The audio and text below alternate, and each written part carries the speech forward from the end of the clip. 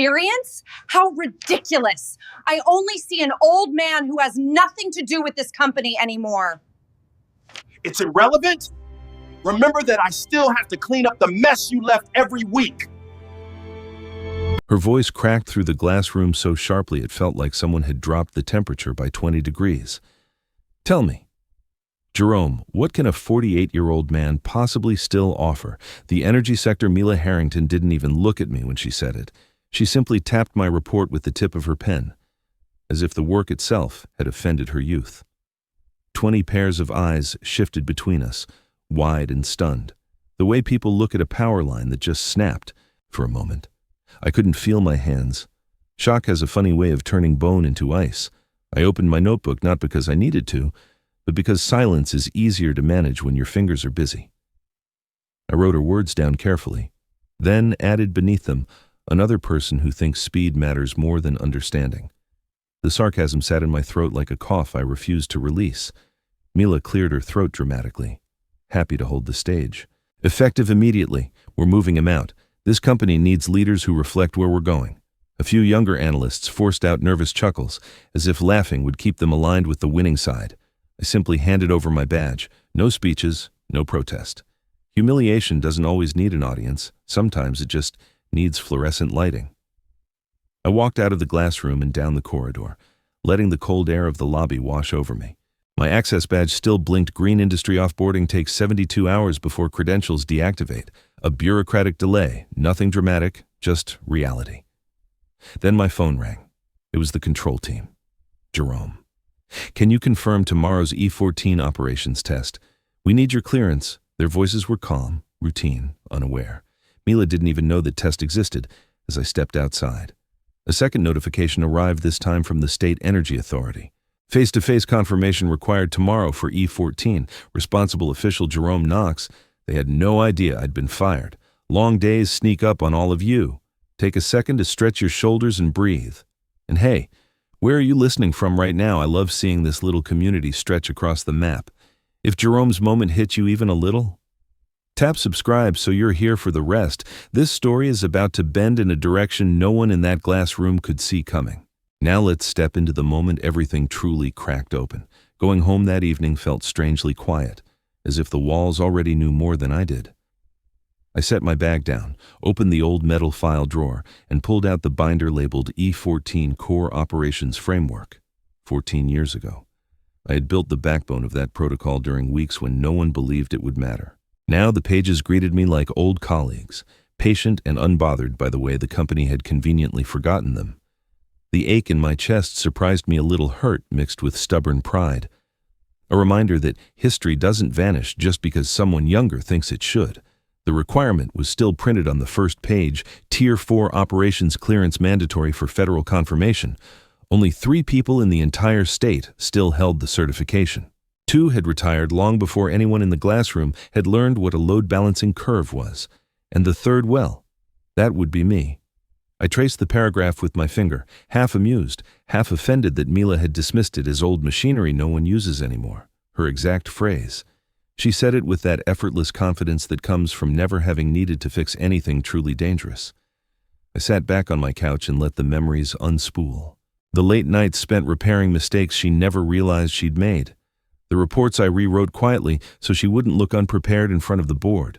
The subtle nudges I gave her during system walkthroughs so she wouldn't press the wrong sequence and shut down half the grid. Back then I told myself I was supporting the team.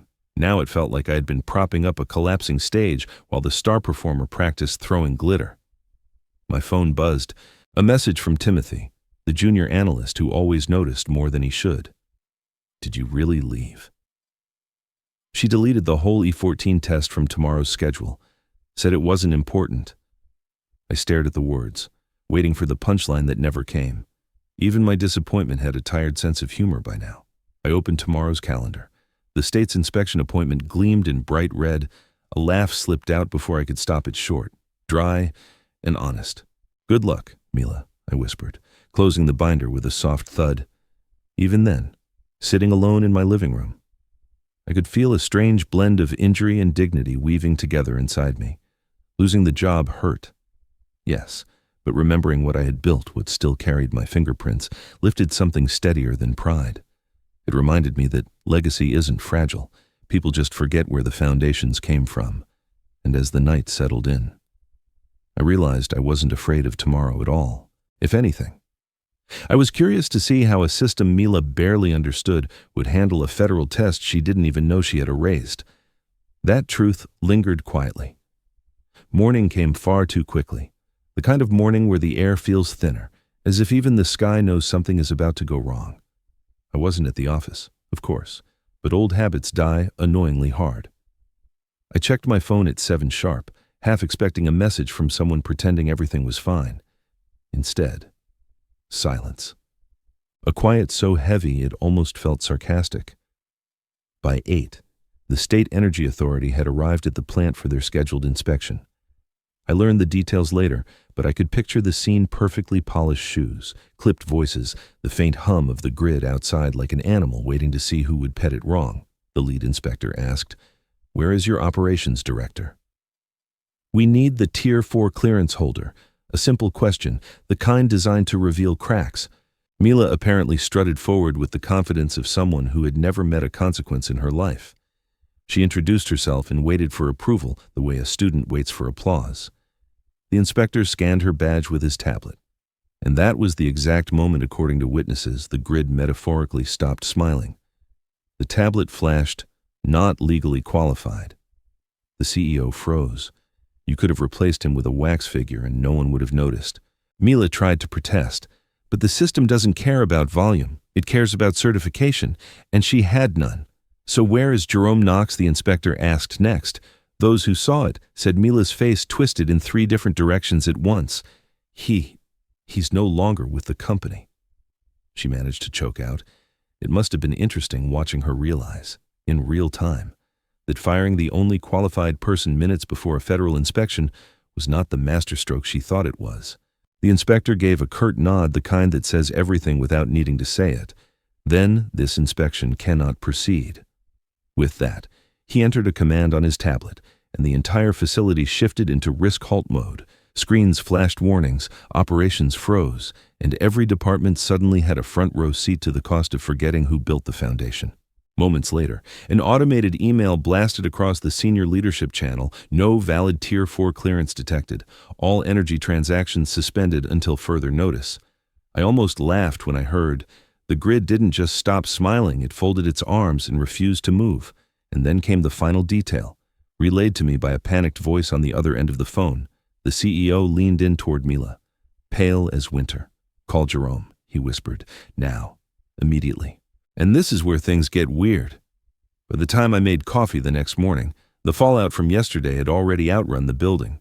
Word travels fast in the energy market, but it travels even faster when a federal inspection collapses mid-sentence. I didn't need to be at the office to feel the embarrassment radiating through every unread notification on my phone. It was the kind of secondhand shame that makes you grateful you're nowhere near the blast radius, even if you helped build the system now refusing to cooperate. By 9 o'clock, the first leak hit the market channels. Operations halted pending compliance review, a politely phrased disaster. 10 minutes later, our 3 largest trading partners froze their scheduled transactions. Their messages were painfully formal, full of phrases like, "out of an abundance of caution." But the meaning was clear: no one wanted to risk tying their fortunes to a company missing its only Tier 4 signature. I could almost imagine the traders whispering, wondering how a seasoned plant managed to misplace the one person legally allowed to keep the lights on. Then came the email from the federal office. They wanted an emergency report, and they wanted it signed by exactly one individual: me. Not Mila, not the CEO, me. The irony tasted sharp, almost metallic. I had been dismissed as obsolete less than 24 hours earlier, yet now the government wouldn't accept a single line of documentation without my hand on it. Apparently, Mila attempted damage control. Witnesses told me she stepped into the control room and announced confidently that everything was under temporary optimization. A bold phrase for someone whose biggest accomplishment yesterday had been deleting a required test from the calendar. Her explanations only made people more nervous. There's nothing quite like misplaced certainty to convince a room that everything is on fire. And in a way, it was. The load monitoring system began spitting out red alerts, 14 of them in rapid succession. Each warning pointed to the same root cause: the E14 initialization sequence hadn't been triggered. Of course it hadn't. Mila didn't know it existed, and the company had sent home the one man who did. The grid hates neglect. It reacts the way a cat reacts to being fed late, dramatically and loudly. I was still staring at those cascading alerts when my phone rang again. The CEO's voice trembled with the kind of panic money can't hide. "Jerome, we need you back immediately to fix this. Just a few hours." I let the silence sit long enough to make a point, then answered calmly, "Oh, I thought I was too old to help the company anymore." His breath caught, but he didn't argue, which told me everything about how desperate things had become. I stepped away from the window, letting the weight of the moment settle on my shoulders. Maybe I would go back. Maybe I wouldn't. Either way, the choice was finally mine. For once, their crisis had nothing to do with age, only truth, and that, surprisingly, felt like a victory. The next part is only understood by the truly observant. Don't miss it. Walking back into the headquarters felt strangely familiar and foreign at the same time, like returning to a house you once built but no longer own. I wasn't coming back as an employee. The State Energy Authority had requested my temporary presence to assist with the halted inspection. That distinction mattered. People sensed it immediately. Conversations dimmed, chairs stilled, and the atmosphere shifted the way air changes before lightning. I carried no badge, no corporate belonging, only the calm that comes from knowing you owe no one an explanation. That freedom made every step almost comfortable, even grounding. Mila met me at the elevator with a smile so forced it could have cracked under its own tension. "Jerome." "Glad you're here," she said, voice wobbling around the edges. I nodded politely, noting how quickly the confidence she weaponized yesterday had evaporated. Her eyes searched my face for reassurance I wasn't offering, if anything. I felt a quiet detachment settling into my bones, after years of carrying other people's mistakes. It was refreshing to realize I didn't have to cushion her anymore. My presence wasn't for her comfort, it was for the regulators now circling the building. The inspection team gathered in the operations room, their tablets glowing with unreadable authority. I stood beside them, observing, not participating, and that position alone unsettled half the staff. When the lead inspector opened the system logs, the room contracted with dread. He turned to Mila and asked, "In this report, who deleted the E14 test from the schedule?" Silence dropped like a steel door. Everyone turned toward her at once, as if choreographed. On the monitor, the audit trail displayed a timestamp, user ID and action summary clean, unambiguous, permanent. Mila's initials flickered on the screen like a confession. She tried to speak, but her explanation unraveled before it began. The inspector didn't argue or scold. He simply noted the finding in his report. That quiet professionalism hurt her more than any reprimand. People expect outrage. They don't know how to handle indifference. Around us, the staff shifted uncomfortably, suddenly remembering moments they had dismissed my warnings as old-school caution. I stayed still, letting the weight of consequences settle exactly where they belonged. Even then, the irony was almost elegant. The protocol she claimed was unnecessary was now the very thing dismantling her authority in real time. When the review concluded, the room felt lighter, though not for Mila. She avoided my eyes, as if looking at me might confirm how much control she had lost. I didn't say anything. I didn't need to. My silence carried its own gravity, a reminder that I had returned on different terms entirely. As we walked out, I allowed a small, restrained smile to surface. Not triumphant, not cruel, just honest. I hadn't come back seeking revenge, but the situation had a rhythm of its own, and it was only beginning. The game had shifted, and everyone could feel it slowly. If you really look deeply, you will realize it. The building felt heavier the next morning, as if the walls themselves understood what had happened during the inspection. No one spoke above a whisper. Even the hum of the generator seemed unusually cautious, holding its breath.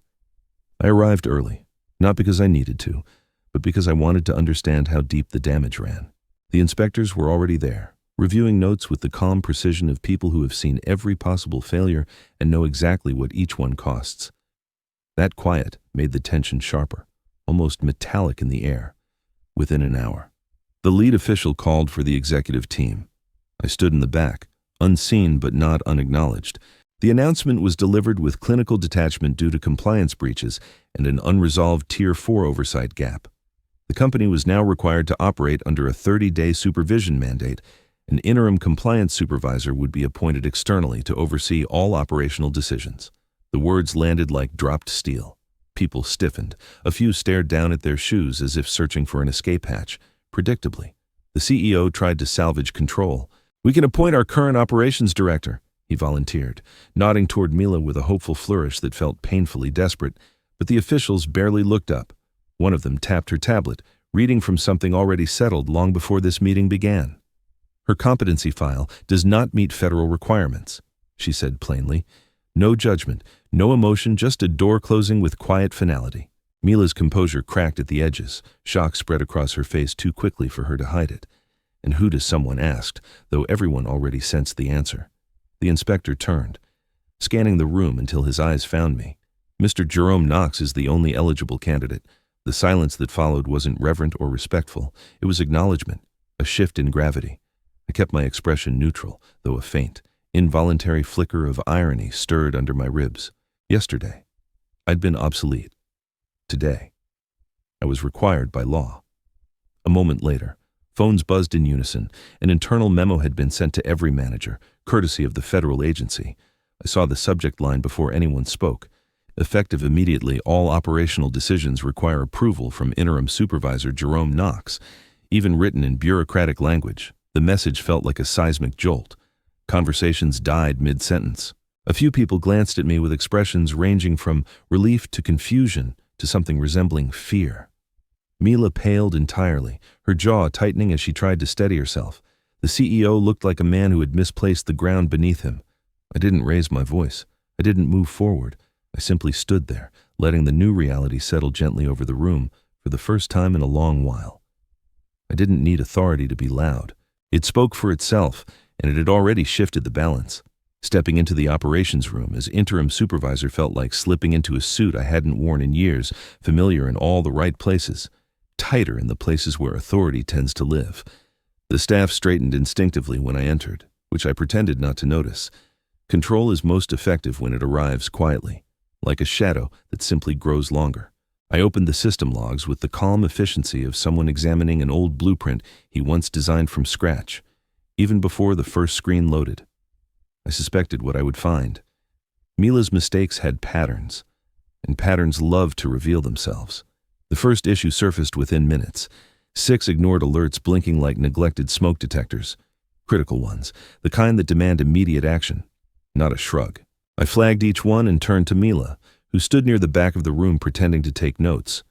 "Interesting," I said, my tone light enough to be mistaken for politeness.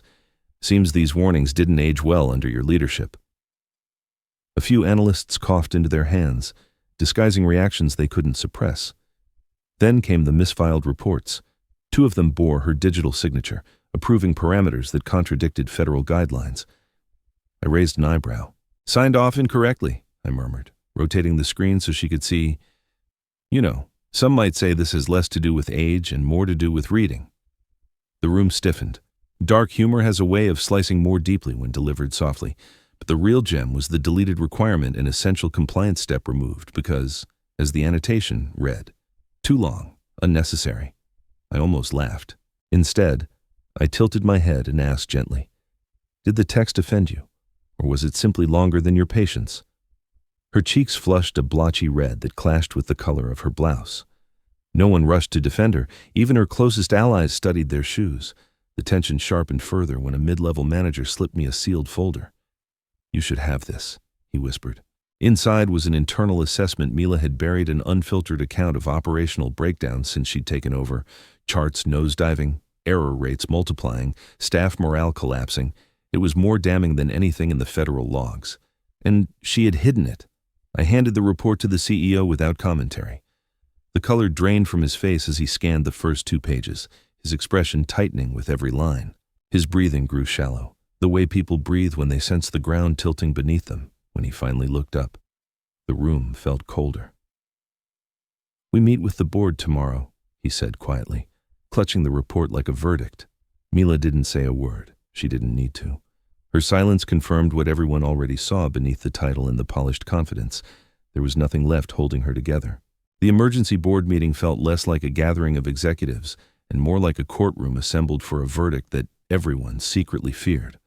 I walked in with the E14 protocol folder under my arm, the weight of it grounding me, reminding me why I was there and why I no longer had the luxury of softening the truth. Nerves thrummed under my skin, restrained but present, like a wire pulled too tight.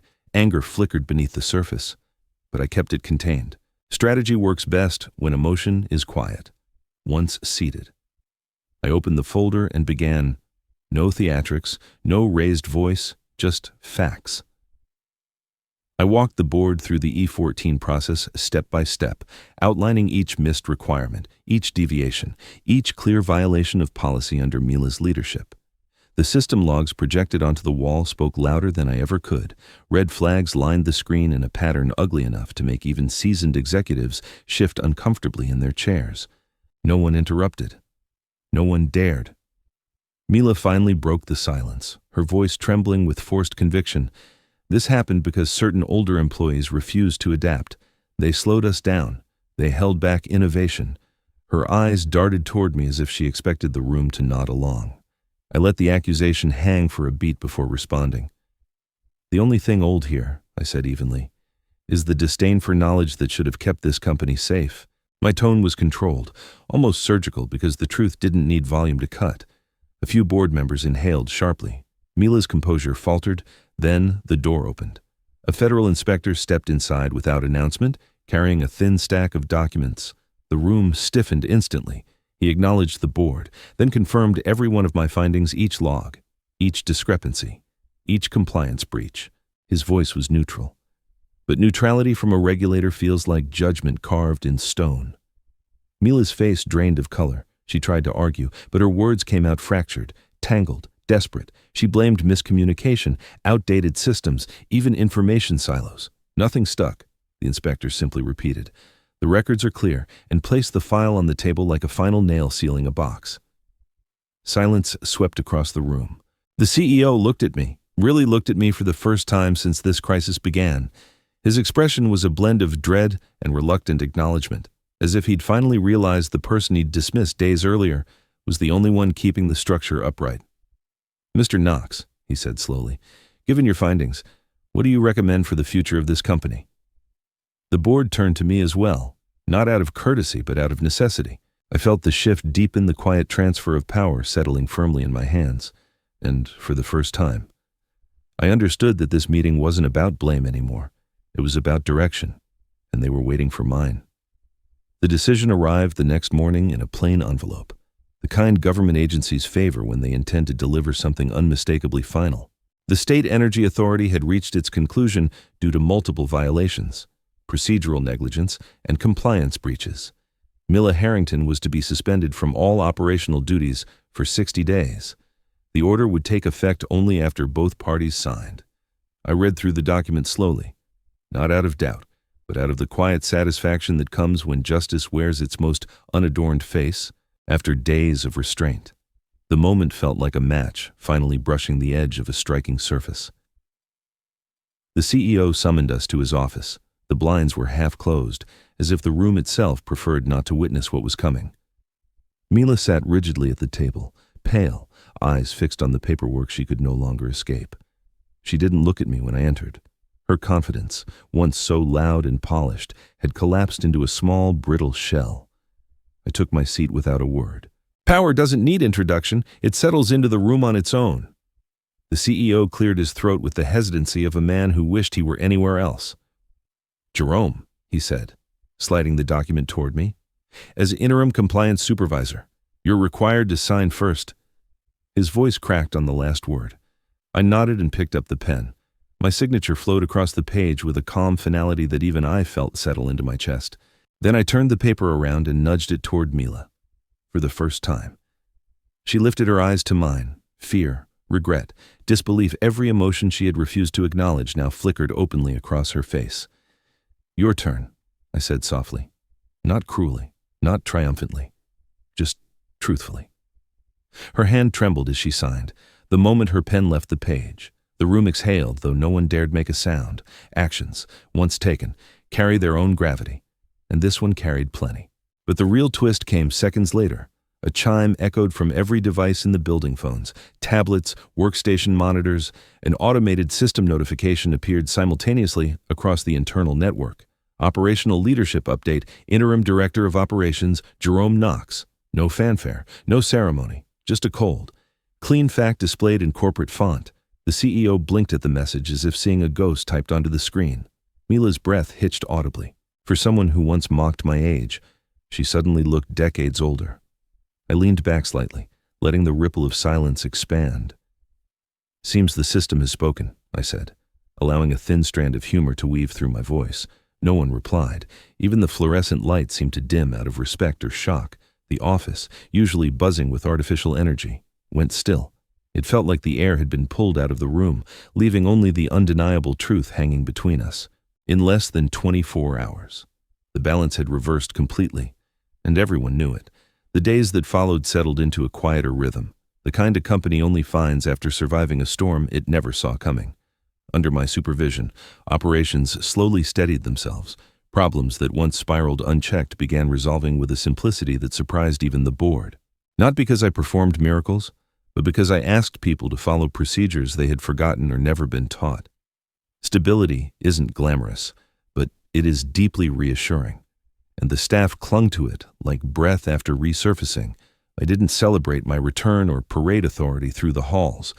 I had no interest in revenge or theatrics. My job was to straighten the system, not inflate my own ego. So I rewrote workflows, realigned reporting chains, and sat with younger employees who had never been shown why certain protocols mattered. Their curiosity reminded me of my early years when learning felt like unlocking a series of quiet victories. Slowly, understanding replaced panic, and the building began to hum with a steadier confidence. Mila left without ceremony. One morning she packed her things, avoided eye contact, and walked out through the side exit. No applause, no farewells, not even forced politeness. The company didn't shun her, it simply moved on without needing her presence to define the narrative. Sometimes consequence is not about noise, but absence, and her absence settled over the halls like a quiet exhale. Later that afternoon, a young analyst approached me hesitantly. "Mr. Knox," he said, "would you teach me the E14 protocol? I want to understand it, the way you do." His voice held no flattery, only sincerity.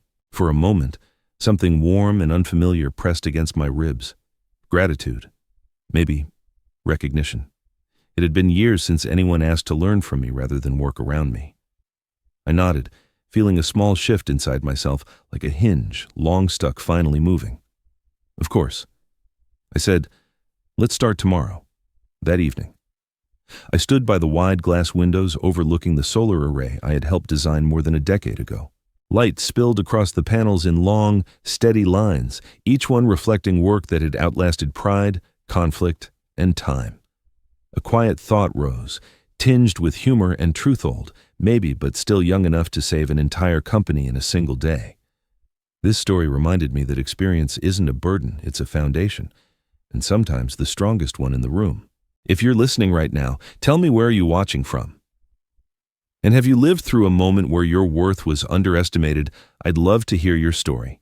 If this journey spoke to you, feel free to comment, like, share the video, and subscribe so more people can find strength in these moments. Thank you for being here with me. See you in the next story.